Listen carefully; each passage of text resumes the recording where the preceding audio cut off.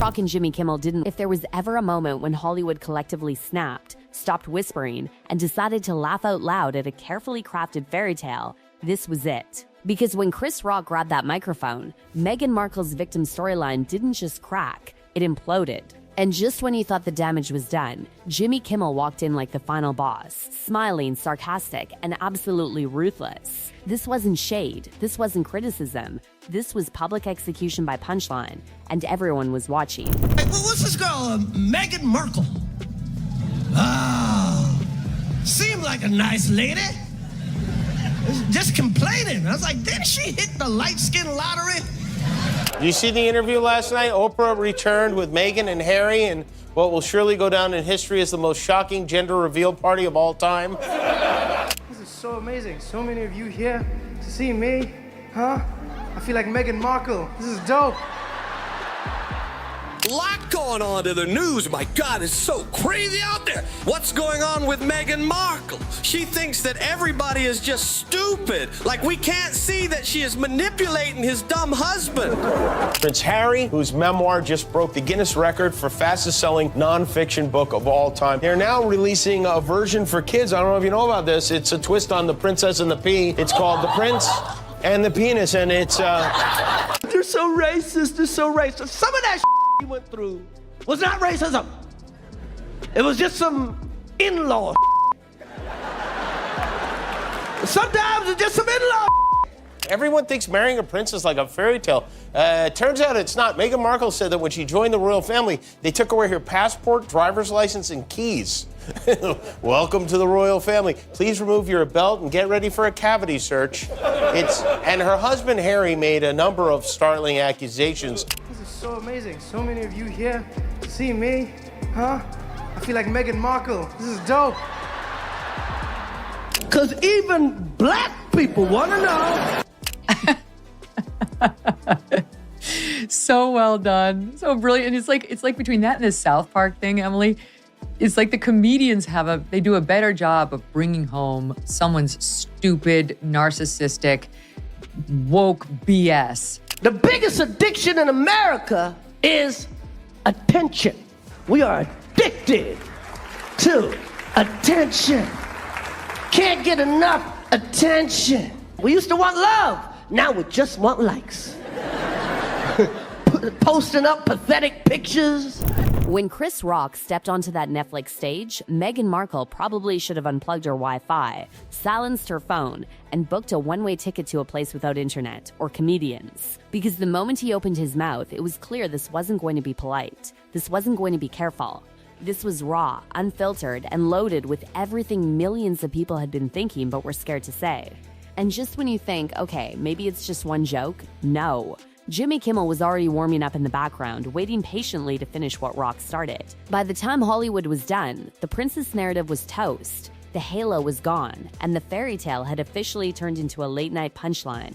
And trust me, this only gets worse, because this wasn't some random comedy night. This was March 2023. Netflix, live, Chris Rock's first major public appearance since that Oscar slap. The world wasn't just watching, it was leaning forward. And Rock? He didn't come to heal, he came to unload. React to it. This is news making headlines today as yes, that's not racist. Meghan Markle, don't you dare call the royals racist. Oh man, this bit. Now let's set the scene properly, because context matters. This wasn't just any comedy special. This was selective outrage, broadcast straight from Baltimore's Hippodrome Theater. A global audience. Millions tuned in. Everyone expecting jokes about cancel culture, fame, maybe Will Smith. But then Rock swerved. He didn't go after random celebrities. He didn't punch down. He aimed straight at someone who by this point had become untouchable in mainstream media, Meghan Markle. The woman whose every interview was treated like scripture. The woman whose narrative had been protected, defended, and polished for years. And Rock? He ripped the wrapping off. All the news media ran with, she says there's a racist in the royal family, and she never went out to correct them. Will she come out to correct herself? Because she also said the royal family's racist because there's been debates about what title little Archie's going to get. And she suggested that's because she's half black and Archie's 1/4 black. And that was her other charge of racism. And now we get the update today via the Daily Mail. Harry and Meghan have christened their daughter, Princess Lilibet Diana, and they have updated the website, or will now be updating the website to call little Archie Prince Archie. The moment he started talking about marrying into the royal family and not knowing what you're getting into, the audience lost it.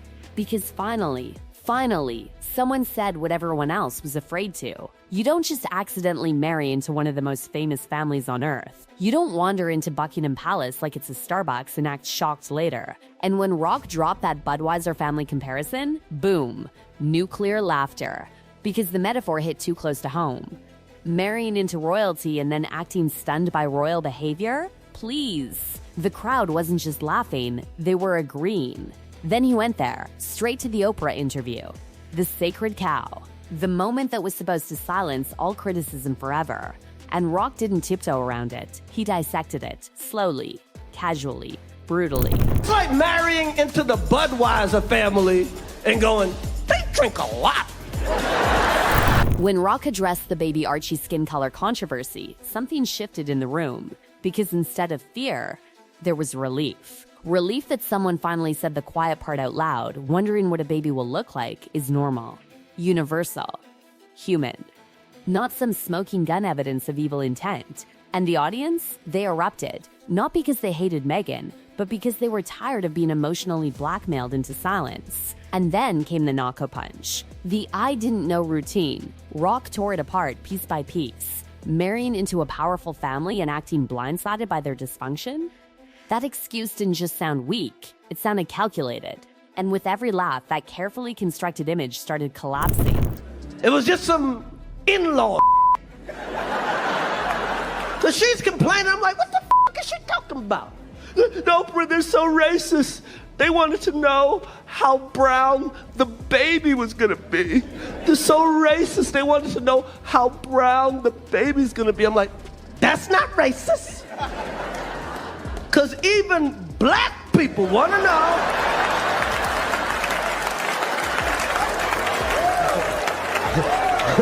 how brown the baby goes. Okay, and he went off on this for a while. Again, this idea that everyone is a victim. He's like, no, you're not a victim. I'm sorry. And one of the things that he said is, I'm not a victim either. By this point, the room wasn't just laughing, it was roaring. Because Rock wasn't just cracking jokes. He was stripping away the contradiction. A woman who hit what he called the light-skinned lottery. A woman who married a prince. A woman living a life most people could only dream of, presenting herself as the ultimate victim. And suddenly, something dangerous happened for the Sussex brand. People started questioning. Social media exploded. Clips went viral. Comment sections turned savage. And for the first time in a long time, the conversation wasn't controlled. It wasn't filtered. It wasn't protected. Even royal experts couldn't ignore it. This wasn't just comedy. This was a cultural shift. And the irony? Brutal. Absolutely brutal. Because this entire takedown aired on Netflix. The same Netflix that paid Harry and Meghan millions. The same platform that handed them global sympathy on a silver platter, now hosting a comedian dismantling their narrative in front of the world. Awkward doesn't even begin to cover it. But if you think Chris Rock was the end of it, oh no. This was only the opening act. Because while Rock was lighting the match, Jimmy Kimmel was busy pouring gasoline. And he didn't rush. He waited. He watched. He sharpened his jokes for years. So let's rewind. March 2021. The Oprah interview had just dropped. Accusations everywhere, racism, silence, mental health, the royal family on fire, the media treating every word like holy scripture. Everyone wondered, would late night TV dare touch this? Jimmy Kimmel didn't just touch it, he body slammed it. He opened his monologue by calling it the most shocking gender reveal party of all time. The audience howled. And then, silence, because Kimmel pivoted. He said he believed Meghan's claim about being silenced. The room went quiet. And then he struck hard, pointing out the delicious, uncomfortable irony of fleeing alleged racism straight into America's arms, a country with its own long, ugly racial history. The logic didn't add up, and Kimmel made sure no one ignored it. And just when the audience thought he was done, he kept going. Because once comedians stop being scared of you, the gloves come off. And from that moment on, the Sussexes weren't untouchable anymore. They were targets. And the laughter wasn't nervous. It was loud. It was confident. It was final. And once Jimmy Kimmel realized the spell was broken, he didn't just poke holes in the story, he bulldozed it. Because now the audience wasn't afraid to laugh anymore. The tension was gone, the reverence was gone, and when that happens, a public figure doesn't just lose sympathy, they lose control. That joke landed like a slap because it exposed the contradiction everyone had been dancing around. Running to America to escape racism? The crowd didn't gasp, they laughed because the math wasn't mathing, and Kimmel didn't yell it. He didn't preach it. He let the absurdity speak for itself. That's what made it lethal. That's what triggered into his bit on Meghan. He did a couple other little bits in between, but here is when Meghan comes into play. Oh, sorry, wait, it's this clip.